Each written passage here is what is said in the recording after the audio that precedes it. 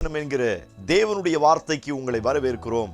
தீர்க்க தரிசனம் என்பது தேவ ஆவியால் அருளப்பட்ட தேவனுடைய வாக்குத்தத்தமான வார்த்தை மாத்திரமே. இந்த நாளுக்குரிய தீர்க்க தரிசனமான வார்த்தைகளை வாசித்து நாம் செபிக்கலாம். ஓசியா 14வது அதிகாரம் 4வது வசனத்தை நான் வாசிக்கிறேன்.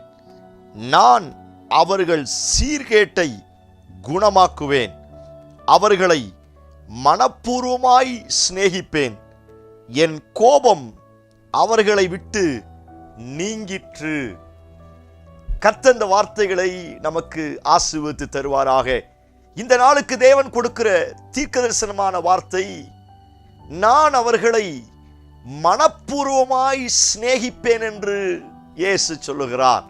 இந்த வார்த்தையை கேட்கிற நீங்கள் யாராய் இருந்தாலும் சரி, உங்களுக்கு நேரே ஆண்டவருடைய வார்த்தை இன்றைக்கு கடந்து வருகிறது. நான் உங்களை மனப்பூர்வமாய் சிநேகிப்பேன் என்று இயேசு சொல்லுகிறார். இந்த பூமியில் எத்தனையோ சிநேகம் என்னை சுற்றிலும் இருந்தாலும், எத்தனையோ அன்பு என்னை சுற்றிலும் இருந்தாலும், எல்லா சிநேகமும் ஏதோ ஒரு எதிர்பார்ப்பின் அடிப்படையில் என் அருகாமையில் வருகிறது. எல்லா சிநேகமும் ஏதோ ஒரு தகுதியின் அடிப்படையில் என்னை சந்திக்க வருகிறது. பணம் இருந்தா மாத்திரம்தான் அந்த நேசம் வரும். பதவி, உயர்ந்த இடம், வீடு, பங்களா, இப்படிப்பட்ட உலக பிரகாரமான சில தகுதி யாருக்கு இருக்கிறதோ அவர்களுக்கு தான் அந்த சிநேகம் வெளிப்பட ஆரம்பிக்கும். ஆனால் என்ன ஒரு பெரிய நற்செய்தி என்ன அப்படின்னா, என்கிட்ட எந்த ஒரு நல்ல குணமுமே இல்லாமல் இருந்த போதிலும் என்னை மனப்பூர்வமாய் சிநேகிக்க என் தகப்பனை போல என் இயேசு எனக்காய் இருக்கிறார். எத்தனை பேர் இந்த வார்த்தைக்கு ஆமென் சொல்றீங்க? இன்னைக்கும் அநேகர் ஸ்தோத்திரம் புலம்புகிற காரியம் இதுதான். என்னை உண்மையாய் சிநேகிக்க யாரும் இல்லையே, என்னை உண்மையாய் புரிந்து கொள்வதற்கு யாரும் இல்லையே. எல்லா நேசமும் ஒரு இடத்தில் நம்மை காயப்படுத்துவது உண்டு.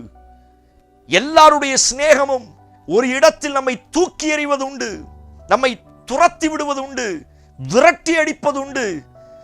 ஒருவேளை அப்படிப்பட்ட நிலைமையில் அநேக சிநேகத்தினால், இந்த உலக சிநேகத்தினால் ஏமாற்றப்பட்ட நிலைமையில், தள்ளப்பட்ட ஒதுக்கி வைக்கப்பட்ட நிலைமையில் இந்த சத்தத்தை கேட்கிறீர்களா?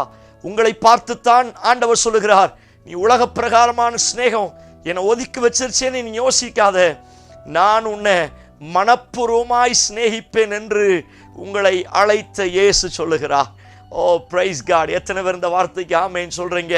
நான் சொல்லுகிறேன், எத்தனை சிநேகம் உங்களை துரத்தி விட்டாலும், எத்தனை சிநேகம் உங்களுக்கு நம்பிக்கை துரோகம் பண்ணாலும், எத்தனை சிநேகம் உங்களுடைய இருதயத்தை காயப்படுத்தினாலும், உண்மையாய் மனப்பூர்வமாய் உங்களை சிநேகிக்கிற இயேசு உங்கள் அருகாமையில் இருக்கிறார். எத்தனை பேர் இந்த வார்த்தைக்கு ஆமென் சொல்றீங்க?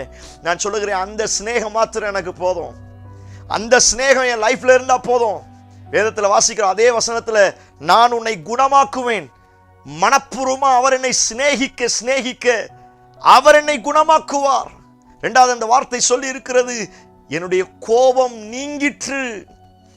அவருடைய அந்த மனப்பூர்வமான சிநேகம் என்னை குணமாக்கி அவருடைய கோபத்தை என்னை விட்டு நீங்க செய்கிறது.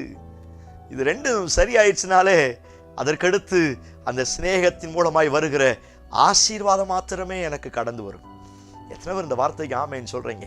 பிரியமான தேவனுடைய பிள்ளைகளே, அநேகரால் காயப்பட்ட நிலைமையில் இந்த சத்தத்தை கேட்டுக்கொண்டிருக்கிறீர்களா? அநேகர் உங்களுடைய இருதயத்தை அன்பினால, சிநேகத்தினால, இதற்கு முன்னாடி இருக்கும் பொழுது நல்லா சிநேகம் பண்ணிட்டு, உங்கள்கிட்ட நல்ல காரியங்களை பண்ணிட்டு, இன்னைக்கு எல்லாராலும் கைவிடப்பட்டு காயப்பட்ட நிலைமையில் இந்த சத்தத்தை கேட்டுக்கொண்டிருக்கிறீர்களா? உங்களை பார்த்து தான் ஏசப்பா சொல்றாரு, நான் உங்களை மனப்பூர்வமாய் சிநேகிப்பேன். ஓ பிரைஸ் காட்! நல்ல தகப்பன் இருக்கிறார். தோத்திரம். ஆகார் துரத்தி விடப்பட்டால், தூக்கி எறியப்பட்டால், 2 முறை வீட்டை விட்டு ஓடி வந்தா.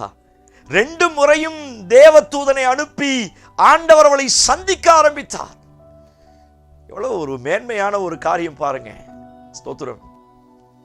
வாக்குத்தத்தத்தின் பிள்ளைகள் ஈசாக்கு, சாராள், அவர்களைத்தான் ஆண்டவர் ஆசீர்வதிக்கணும்.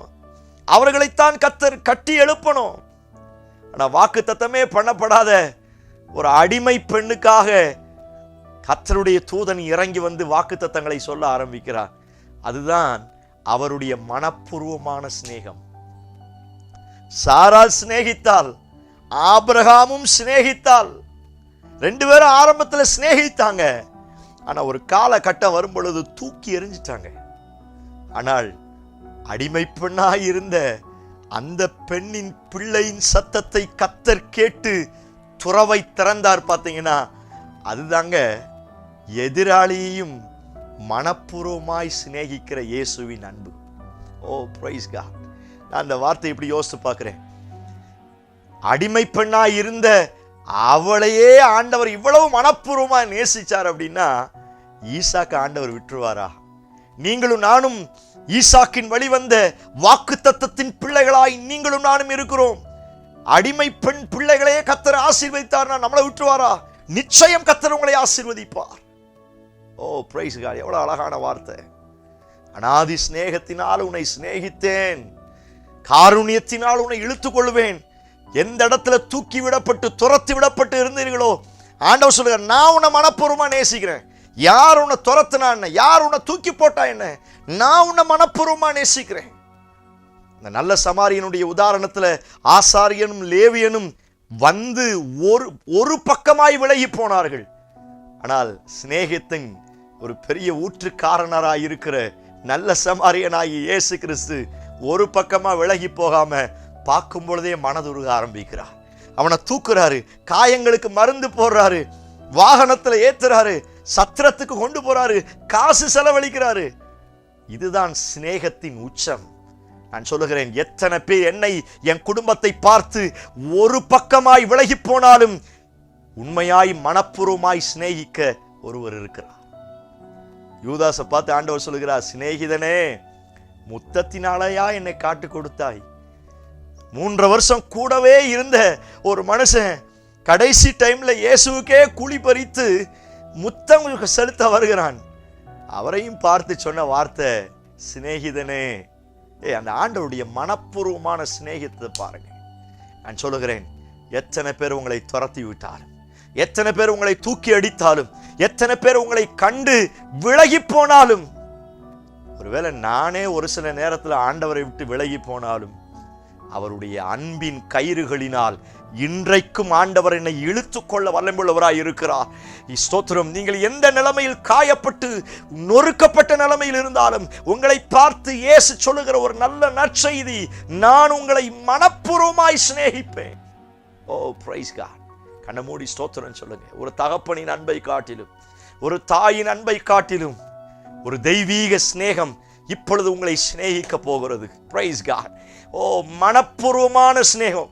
நான் சொல்லுகிறேன், இதுவரைக்கும் எந்த ஒரு மனுஷன்ட்டையும் நீங்க பார்க்காத ஒரு மனப்பூர்வமான சிநேகம் இப்போது உங்களை சந்திக்கும்படியாக இறங்கி வருகிறது. ஆண்டவரே, யாரெல்லாம் செபித்துக் கொண்டிருக்கிறார்களோ அவருடைய இருதயத்தில் அன்பிற்காய் ஏங்கி கொண்டு, உண்மையான அன்புக்காக யாரெல்லாம் ஏங்கி கொண்டிருக்கிறார்களோ அவர்கள் மேல அந்த மனப்பூர்வமாய் கொடுக்கிற தெய்வீக சிநேகம் இயேசுவின் நாமத்தினால இறங்கி வருவதாக. ஜனங்களை அன்பின் கயிறுகளினால் இழுத்து கொள்ளுங்கப்பா. அந்த அநாதி சிநேகத்தினால் ஜனங்களை இழுத்து கொள்ளுங்க, குணமாக்குங்க. அப்படியே கோவெல்லாம் நீங்கட்டும். பிள்ளைகளை கர்த்தர் ஆற்றி தேற்ற போகிறபடினால் ஸ்தோத்திரம். பெரிய காரியத்தை செய்யும். இயேசு கிறிஸ்து மூலம் ஜெபிக்கிறோம். ஜெபம் கேளும் நல்ல பிதாவே. Amen, amen. Praise the lord. நம்பிக்கையோடு இந்த நாளை துவங்குங்கள். எத்தனை அன்பு மாயமற்றதாய் இருந்தாலும் இயேசுவினுடைய அன்பு இன்றைக்கும் மனப்பூர்வமாய் என்னை சிநேகிக்க போகிறது. செய்தி ஆசீர்வாதமாக இருக்கும் என்று சொன்னால் மற்றவருக்கு ஷேர் பண்ணுங்க. கர்த்தர் உங்களை ஆசீர்வதிப்பாராக. ஆமென். Praise the Lord.